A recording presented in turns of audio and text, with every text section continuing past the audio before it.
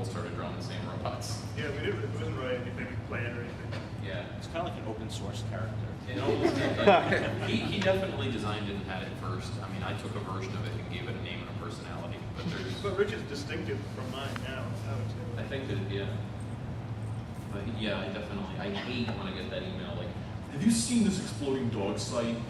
They're drawing your red robot. And every time I gotta be like, no, actually he's got about 6 months on me there, buddy. So, but then I get to send somebody to your site. Yeah, I get the same email saying, Yeah. How are you? I can't believe you're ripping off Reg. I'm sorry. There's links to each other's sites on every site, so it's not like... Yeah, and not to mention he has a page that says Red Robot World Domination. You can all draw Red Robot, and links to 100 sites that draw it. You had another question? Yeah. Anybody bug you about Scary Garage doing the same Red Robot? I haven't heard it. I'm sure John got one really polite email once that set him off for the day. I can't believe something. I can't believe they didn't read the little news post I said.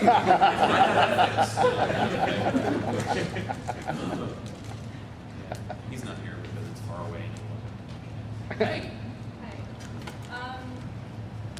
Given how webcomics You want to?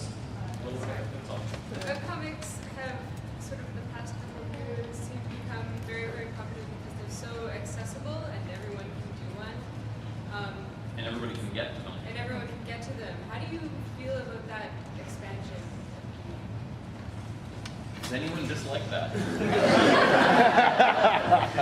I mean, if we lived in an ideal world where everybody had a big island in their town, that's Chris's shop in Toronto, where you can buy like stuff that doesn't have Batman and a cod piece in it. I mean, if we lived in a world like that, I don't think we'd have webcomics. You know, but webcomics, I mean, I love that it's getting bigger because look at this crowd. There's like a lot of girls. People of different body shapes. Like it's weird. You know, there's no stereotypical webcomic nerd. That's really cool. It's like the comics themselves are scary people, so there's more to sample and choose from. There might be some static out there, you might get a little overwhelmed, but you're going to find exactly what you want to read. It's Nice really, to have the choice. and it's really the decentralization was really the answer to the 100-year problem of why there are no women working in comics and why all the girlfriends get murdered. And why are there no women on your panel? Well, there's one. No, I know, that's what we always get. Oh yeah, no. Are you happy now? You've got any idea what her hourly is to sit at this panel? Have what? Because Kate Beaton is in Canada and didn't want to come out. I'd love to. Was Kate officially Dumbrella? No. Well, that's the real reason. Yeah, that's the other Dumbrella. You can be on that. I like We have Kate. loose rules for membership. Yeah, Dumbrella- there doesn't seem to be a thing as such as official Dumbrella membership. The umbrella really comes down to convenience. It's where we happen to be hanging out with. Yeah, whoever doesn't hate me in any given week. Which is that half. And that's why Jeff's not here. Well, yeah, no, Jeff, yeah. No, Jeff's not here because he realized that it's really hard to make a profit of this, and he's running a really large distribution business for about 20 cartoonists right now.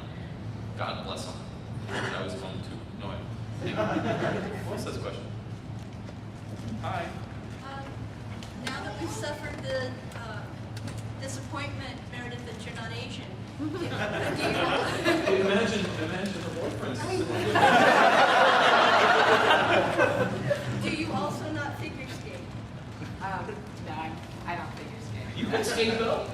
What? You made me ice skate once. Yeah, I fell. I can skate okay.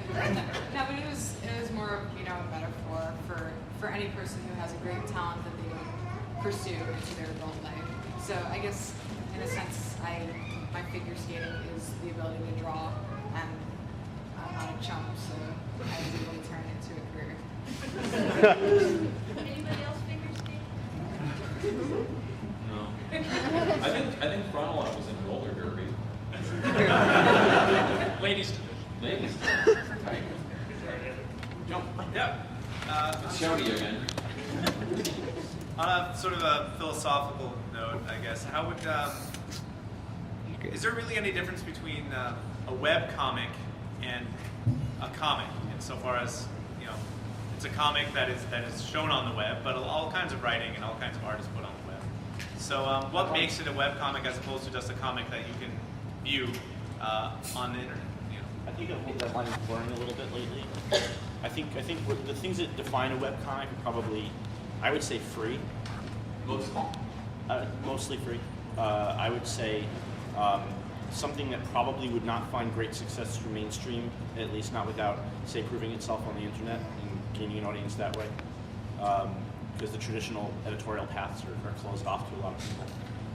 And, something that's not, I mean, there are superhero web comics, but I kind of see most people as taking the advantage to use the web to do something different than that.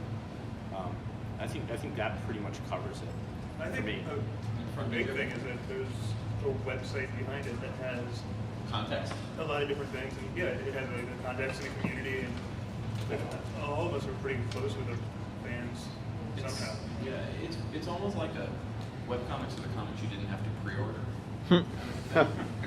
Like maybe if you think about it, TV versus movies, where you can make a plan to go to the movies and pay for it. The TV you can flip on at your will at leisure. Maybe, I don't know. It's hard. The line You is don't have to cold. please everyone. No, you don't. You can have a much smaller target, and you can be obscure, and you can be weird. You don't have to worry about getting contracts or getting into newspapers unless But you can worry about that. you can worry about it, but It's optional. you have the option not to. Worrying is optional. Hey, you say it can be small and weird and you don't have to worry about pleasing anyone. How does that work as a business? Well, there are other small weird people that will enjoy what we do. It's exploiting a niche very effectively instead of trying to pick up one out of every random 100 people. I mean, if you think about it, if you have 1,000 readers who want to buy a painting once a year that costs $300, you're going to do very well. And over 1 million readers who will click a penny banner ad. So, I mean, it really comes down to who likes you. And the smaller weird stuff tend to have the more intense fans that really enjoy you, and that will give you more than like. But that's why Andy does well. Is he's in the toy scene and the art scene a lot more than somebody like me, who I only can sell T-shirts really for the most part. But he can produce really fine handcrafted things. I think I have a pick for the audience of you guys in that. You get by. Small readership, but the people that enjoy my stuff really enjoy it. Well, a good example that's been brought up a few times is Scott Kurtz talks about how Sheldon by Dave Kellett is Sheldon by Dave Kellett is much less popular, has a way smaller audience than PvP, but actually makes more money or generated more money. He makes about double. Yeah.